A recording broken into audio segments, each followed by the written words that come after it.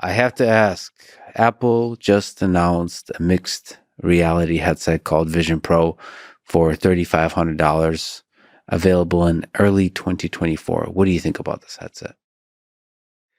Well, I saw the materials when they launched. I haven't gotten a chance to play with it yet, so kind of take everything with a grain of salt. But a few high level thoughts. I mean, first, um, I do think that this is a certain level of validation for the category, right? Where when we were the primary folks out there before saying, "Hey, I think that this virtual reality, augmented reality, mixed reality, this is going to be a big part of the next computing platform."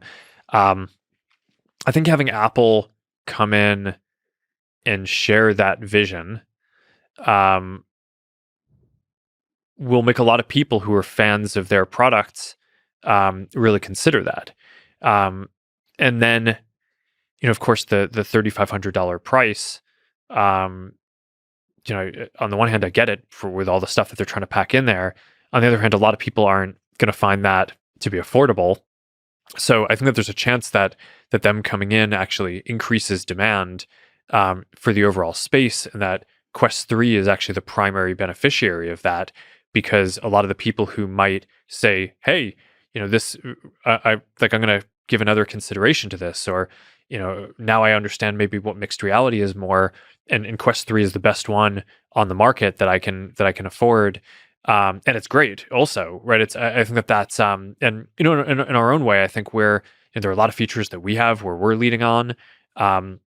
So I think that I think is going to be that could be quite good. And then obviously over time, the companies are just focused on somewhat different things, right? Apple has always, I think, focused on building really kind of high end things, whereas our focus has been on we have a more democratic ethos. We want to build things that are accessible to a wider number of people. We've sold tens of millions of Quest devices.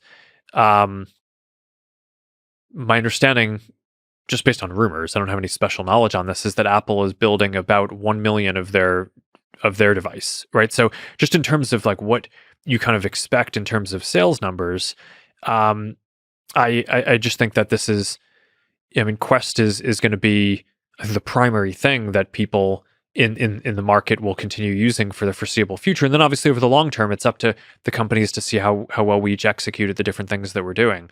But we kind of come at it from different places. We're very focused on social interaction, communication, being more active, right? So there's fitness, there's gaming, there are those things. Whereas I think a lot of the use cases that you saw in Apple's launch material were more around, people sitting, people looking at screens, which are great. I think that you will replace your laptop over time with a headset, but I think in terms of kind of how the different use cases that the companies are going after, they're a bit different for where we are right now. Yeah, so their gaming wasn't a big part of the presentation, which is interesting. It feels like mixed reality gaming is such a big part of that. It was interesting to see it missing in the presentation. Well, I mean, look, there are certain design trade-offs in this where, I think they made this point about not wanting to have controllers, which on the one hand, there's a certain elegance about just being able to navigate the system with eye gaze and hand tracking. And by the way, you'll be able to just navigate Quest with your hands too, if that's what you want. One of the things I should mention is that the capability from the cameras to with computer vision to detect certain aspects of the hand, allowing you to have a controller that doesn't have that ring thing. Yeah, the hand tracking in Quest 3 and the controller really nice. Tracking is a big step up from the last generation. And one of the demos that we have is basically an MR experience teaching you how to play piano, where it basically highlights the notes that you need to play, and it's like it's hands, it's no controllers. Mm-hmm.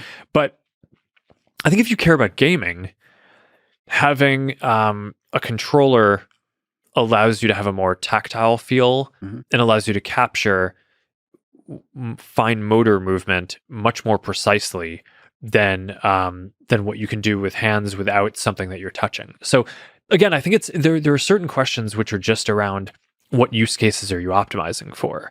I think if you want to play games, then I think then I think you want to design the system in a different way, and we're more focused on kind of social experiences, entertainment experiences.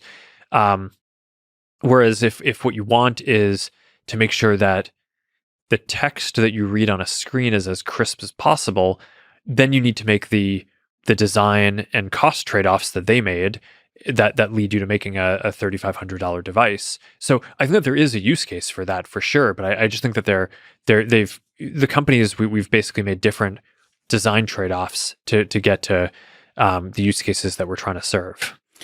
There's a lot of other stuff I would love to talk to you about the metaverse, especially the Kodak avatar, which I've gotten to experience a lot of different variations of recently that I'm really, really excited about. Yeah, I'm excited to talk about that too. I'll have to wait a little bit because, well, I think there's a lot more to show off in that regard. But let me step back to AI.